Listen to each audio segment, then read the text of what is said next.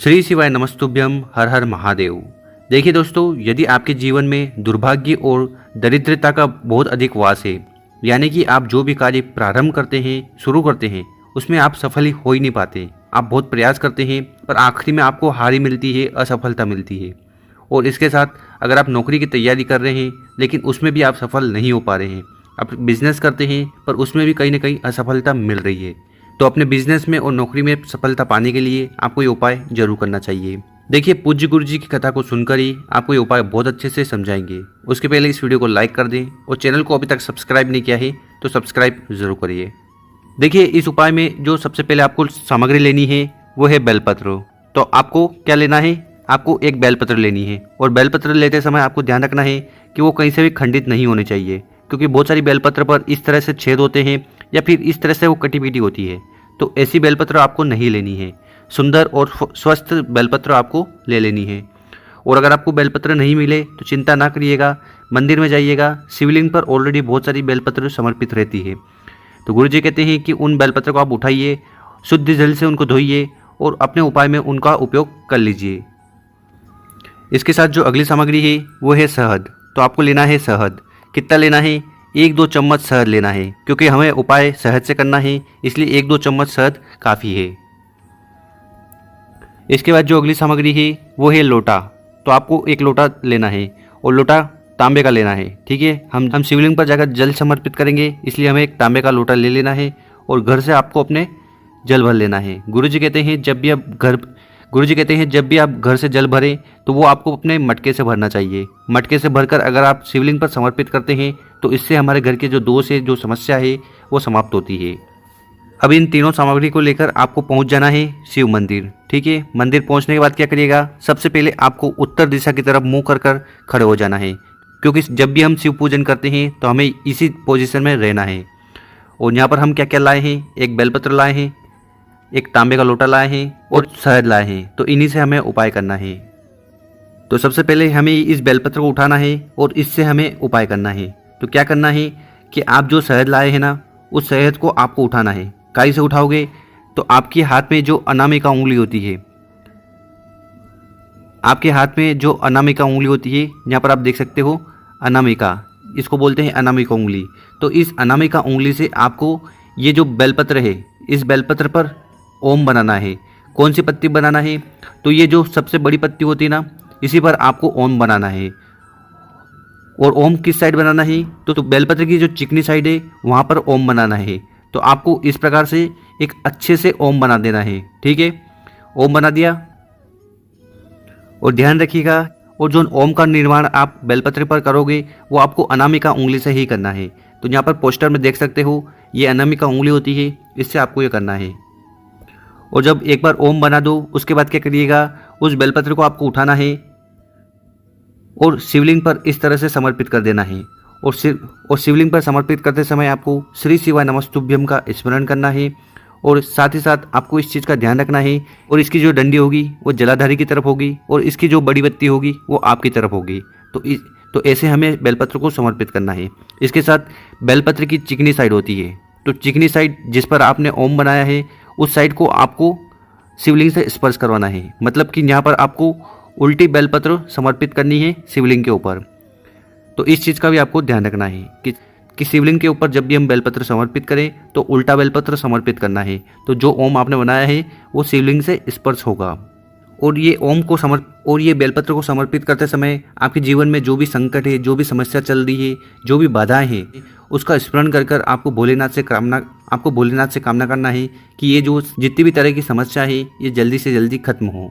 इसके बाद क्या करिएगा कि जो जल का पात्र आपके पास था, जिसमें आप अपने घर से जल भर के लाए थे, उसको भी आपको शिवलिंग के ऊपर, उस बेलपत्र के ऊपर समर्पित कर देना है, श्री शिवाय नमस्तुभ्यम का स्मरण करते हुए। और गुरु जी कहते हैं कि जब भी आप शिवलिंग पर जल समर्पित करें तो उसको हमें बहुत ही स्लो, बहुत ही धीरे समर्पित करना चाहिए, ताकि कम से कम हम 11 बार श्री शिवाय नमस्तुभ्यम का आसानी से स्मरण कर पाएँ। और यहाँ पर जब आप जल समर्पित करोगे तो वो जल बहता हुआ जलाधारी की तरफ से नीचे आएगा। तो यहाँ पर आपको वापस से ये पात्र रख देना है और इसमें जल ले लेना है। और इस जल को आपको अपने घर ले जाना है। और जिस व्यक्ति के जीवन में समस्या है, कष्ट है, परेशानी है, झंझट है, उनको इस जल का आचमन करवाना है। वो फिर जिस भी कार्य के लिए जाते हैं तो उनको इस जल का आपको आचमन करवाना है। तो मान लीजिए अगर वो इंटरव्यू के लिए जा रहे हैं तो सबसे पहले इस जल का आचमन करेंगे फिर जाएंगे। अगर वो बिजनेस के लिए जा रहे हैं तो सबसे पहले इस जल का आचमन करेंगे फिर जाएंगे। तो वो जो भी काम, इसके बाद वो जो भी कार्य करेंगे उसमें उनको सफलता ही मिलेगी। तो कर देखिएगा, बहुत ही आसान सा उपाय है। अब जान लेते हैं गुरुजी द्वारा बताया गया दूसरा उपाय। तो ये उपाय हमें क्यों करना है? अगर आपके जीवन में नौकरी को लेकर समस्या है, या आपके जीवन में व्यापार को लेकर समस्या है, या जिस भी कार्य के लिए आप जाते हो उसमें आपको सफलता नहीं मिलती और समस्या से आप घिरे हुए हो, तो ऐसी कौन सी भी प्रॉब्लम हो उसके लिए आपको ये उपाय कर लेना है। तो इस उपाय में हमें क्या क्या सामग्री की ज़रूरत है? तो सबसे पहले आपको लेना है मूंग। ठीक है, तो जिस मूंग की दाल हमारे घर पर बनती है वही मूंग आपको लेना है। कितने लेना है? तो इस उपाय में हमें 5 हरे मूंग लेने हैं। 5 हरे मूंग ले लीजिएगा और ये आपको साबुत लेने हैं, मतलब कि ये कहीं से भी खंडित नहीं होने चाहिए। इस प्रकार से आपको प्यारे 5 हरे मूंग ले लेने हैं। ठीक है, इसके बाद जो अगली सामग्री है वो है लोटा। तो आपको एक लोटा लेना है, और लोटा कौन सा लेना है? तो हर बार की तरह आपको तांबे का लोटा लेना है, क्योंकि हम शिवलिंग पर जब भी जल चढ़ाते हैं तो हमें तांबे का लोटा लेना चाहिए। और इसमें आपको अपने घर से जल भर लेना है। जल आपको अपने घर से मटके से भरना है। ठीक है, मटका मतलब कि आपके घर का परिंदा जहाँ पर पितरों का स्थान होता है, वहाँ से आपको जल को भरकर शिवलिंग पर समर्पित करना चाहिए। इसके बाद इन दोनों सामग्री को लेकर आपको पहुँच जाना है शिव मंदिर। ठीक है, शिव मंदिर पहुँचने के बाद सबसे पहले आपको जो पोजीशन होगी खड़े होने की वो नॉर्थ डायरेक्शन होगी, मतलब कि उत्तर दिशा की तरफ मुँह कर आपको खड़े हो जाना है। और ये जो उपाय है ये आप सुबह भी कर सकते हो, और अगर आपको समय मिले तो इसको आप शाम को भी कर सकते हो।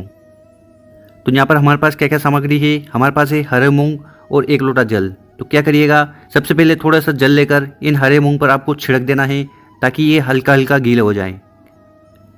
ठीक है, गीला हो गया। अब क्या करना है? तो यहाँ पर आपके पास है 5 हरे मूंग।